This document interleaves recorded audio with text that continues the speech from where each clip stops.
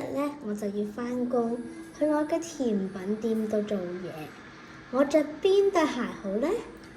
返工不如着黑色呢對啦。點解啊？因為返工黑色比較標準啲咯。咁試下先啦。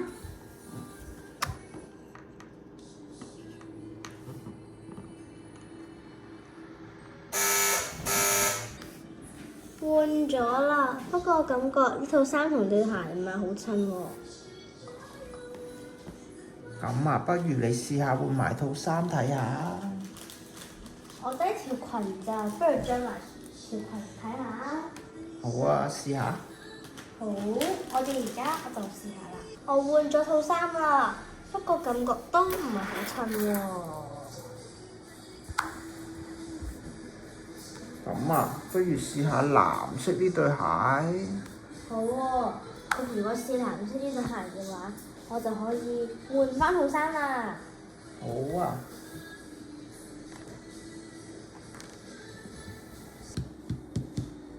我換翻對藍色嘅鞋啦，同時亦都會將黑色嘅呢對鞋放翻上鞋櫃。好。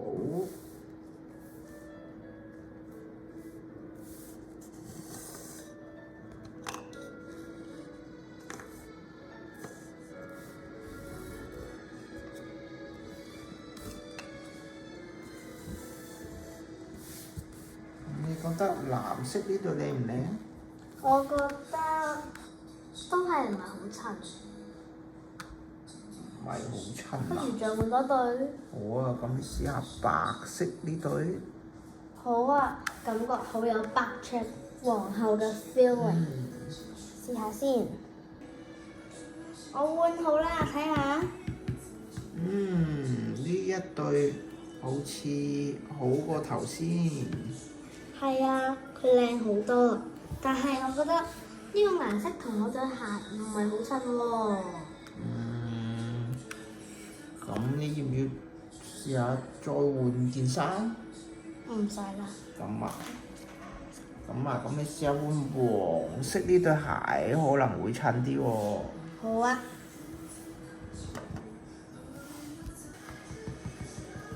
換好啦，我覺得呢對鞋同對衫好襯，不過顏色太單一啦。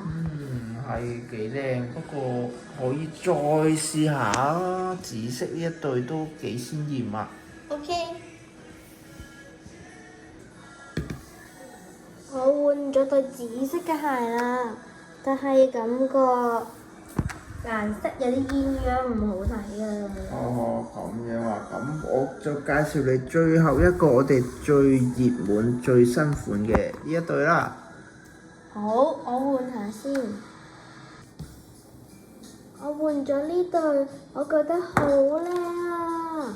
哇，係喎，呢對鞋真係好襯你喎。係啊。咁你就決定呢一對啦嘛。係啊，我要買呢對啊。好啦。OK。